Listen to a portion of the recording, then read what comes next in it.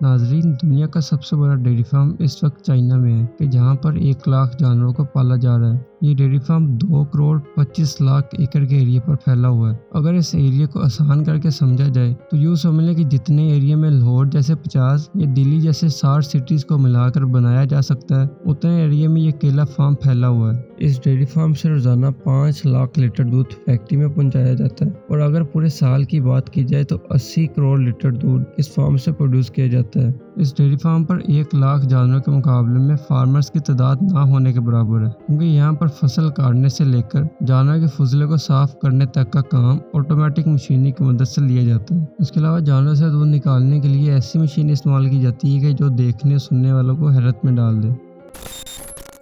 ناظرین، جس dairy farm کی بات کی جا رہی ہے یہ ہے موڈانجیانگ سٹی میگا فارم، جو کہ چائنا کی سٹی ہیلنگجیانگ میں واقع ہے۔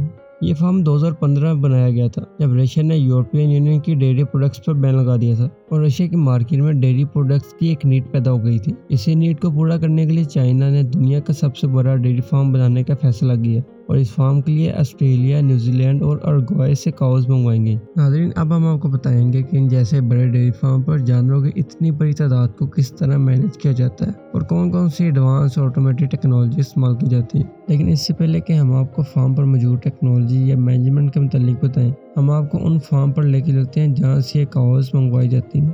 سب سے پہلے جانوروں کو ایک ایک کر کے ڈائگنوز کیا جاتا ہے کہ کیا ان میں سے کوئی جانور بیمار تو نہیں، کیونکہ اگر ایک بھی جانور بیمار ہوگا تو وہ باقی تمام گروپ کو بھی بیمار کر سکتا ہے۔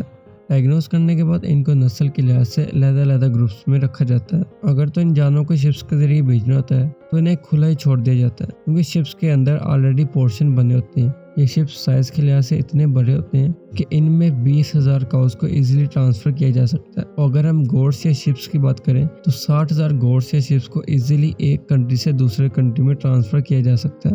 اور اگر ان جانوروں کو ایروپلین کے ذریعے ٹرانسفر کرنا ہے تو انہیں ایک پنجرے نما بلاک میں بند کر دیا جاتا ہے، اور یہ پنجرے اسی طرح ایروپلین میں ٹرانسفر کر دیے جاتے ہیں۔ پھر جب یہ جانور اپنے مخصوص فارم پر پہنچ جاتے ہیں تو انہیں شیڈز میں ٹرانسفر کر دیا جاتا ہے۔ یہ شیڈ سائز کے لحاظ سے اتنے بڑے ہوتے ہیں کہ ایک شیڈ میں 2,000 سے زیادہ کاؤز کو رکھا جا سکتا ہے۔ کاؤز کو ان کی ایج، نسل کے لحاظ سے بھی سیپریٹ شیڈز میں رکھا جاتا ہے، جیسے 0 سے 3 ماہ کے کاؤز کے لیے سیپریٹ شیڈز، 3 سے 6 ماہ کے کاؤز کے لیے سیپریٹ شیڈز، اور اسی طرح دوسری نسل کے کاؤز کے لیے سیپریٹ شیڈز بنائے جاتے ہیں۔ ناظرین، اتنی بڑی تعداد میں جانور فارم پر آ تو گئے، لیکن اب باری آتی ہے ان کی خوراک انتظام کا۔ ان کی خوراک پوری کرنے کے لیے فصل بھی 16 سے 17,000 ایکڑز میں لگائی جاتی ہے۔ اگر اس ایریا کو آسان کر کے سمجھا جائے تو یوں سمجھ لیں کہ اگر جنگ جیسے 2 سٹیز کو بھی ملایا جائے تو بھی یہ 17,000 ایکڑز کا ایریا پورا نہیں ہوتا۔ جب فصل پک کے تیار ہو جاتی ہے تو اس کی کٹائی بھی ہیوی مشینریز کے ذریعے کی جاتی ہے، کہ جو نہ صرف فصل کی کٹائی کر رہی ہوتی ہیں بلکہ اسے دوسرے کنٹینرز میں ٹرانسفر بھی کر رہی ہوتی ہیں۔ ڈیری فارم پر جانوروں سے زیادہ دودھ حاصل کرنے کے لیے انہیں 7-8 طرح کی خوراک دی جاتی ہے۔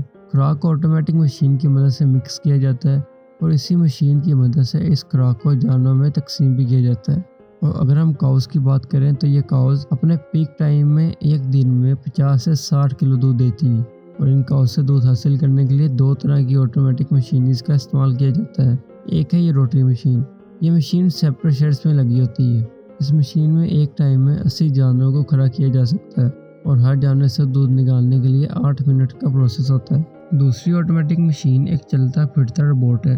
یہ ہے آٹومیٹک ملکنگ مشین۔ یہ مشین اتنی ایڈوانس ہے کہ جب ایک بار اس کے سسٹم میں فارم کا ڈیٹا فیڈ کر دیا جاتا ہے تو یہ مشین خود ہی جانوروں کے پاس جاتی ہے اور ان کے پاس جا کے 2 طرح کے فیصلے کرتی ہے۔ پہلا فیصلہ یہ کہ کیا اس جانور کے اڈر میں 6.5 لیٹر سے زیادہ دودھ ہے، اور دوسرا فیصلہ یہ کہ کیا اس پر آخری پروسیس کیے 4.5 فورس کا ٹائم گزر چکا ہے۔ اگر تو دونوں کنڈیشن یس ہیں تو یہ مشین اس جانور کو اپنے فریم میں سیٹ کرتی ہے، پہلے اس کے اڈر کو واش کرتی ہے اور پھر خود ہی اس کے اڈر پر پمپ لگا دیتی ہے، اور پھر دودھ نکالنے کے بعد خود ہی اس جانور کو اپنے فریم سے نکال بھی دیتی ہے۔ اس کے علاوہ کئی مشینریز تو ایسی بھی ہیں کہ جس میں جانور خود اس مشین کے پاس جاتا ہے۔ یہ مشین ایک دن میں 50 سے 60 کاؤز کو ایزیلی مینیج کر لیتی ہے، اور تقریباً 1 گھنٹے میں 5 سے 6 جانوروں کا دودھ ایزیلی نکال لیتی ہے۔ فارمرز کا کام اس مشین کو صرف ڈیٹا دینا ہوتا ہے، باقی سارا کام یہ مشین خود کرتی ہے۔ ناظرین، اتنے بڑے ڈیری فارم پر جانوروں کے فضلے کو مینیج کرنا بھی ایک مشکل ترین کام ہوتا ہے، لیکن یہ کام بھی ایک مشین کی مدد سے پورا کر لیا جاتا ہے۔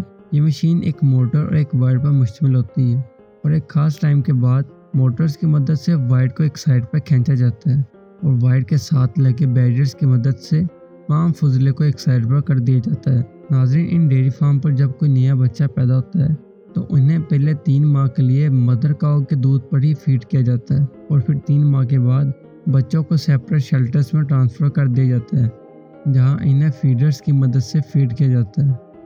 ناظرین، جب ان جانوروں کو کھلے میدانوں میں چھوڑا جاتا ہے تو ان کی پہچان کے لیے ان پر برانڈنگ بھی کی جاتی ہے۔ برانڈنگ کا مطلب ہے کہ جانور کے جسم پر کچھ ایسے کوڈ ورڈز اور نمبرز لکھ دیے جاتے ہیں کہ جس سے پہچان ہو جاتی ہے کہ یہ جانور کس فارم کا ہے۔ برانڈنگ میں بھی 2 طرح کے طریقے استعمال کیے جاتے ہیں۔ ایک ہے ہوڈ برانڈنگ۔ اس برانڈنگ میں میٹلز کو ہوڈ کر کے جانور کے جسم پر لگا دیا جاتا ہے۔ یہ طریقہ ہے تو کافی دردناک، لیکن اس میں برانڈنگ کافی اچھی ہو جاتی ہے اور جانور کے جسم پر نشان کافی لمبے عرصے تک رہ جاتے ہیں۔ سیکنڈ طریقہ ہے ڈرائی آئس برانڈنگ۔ اس برانڈنگ میں کیمیکلز کے ذریعے ٹمپریچر -109 فارنہائٹ تک ڈراپ ہو جاتا ہے اور میٹلز کو ان کیمیکلز میں رکھ دیا جاتا ہے۔ اس برانڈنگ سے پہلے جانور کے جسم کو شیپ کر کے کلیئر کر دیا جاتا ہے اور پھر میٹلز کو کیمیکل سے نکال کر ان کے جسم پر لگا دیا جاتا ہے۔ اس برانڈنگ میں جانور کے جسم پر سفید بال گرو ہو جاتے ہیں اور اس طرح یہ برانڈنگ جانور کے بالوں کا ایک حصہ بن جاتا ہے۔ ناظرین، امید ہے آپ کو ڈیری فارم کے متعلق کافی کچھ معلوم ہو گیا ہوگا۔ ملتے ہیں اگلے شاندار ویڈیو میں۔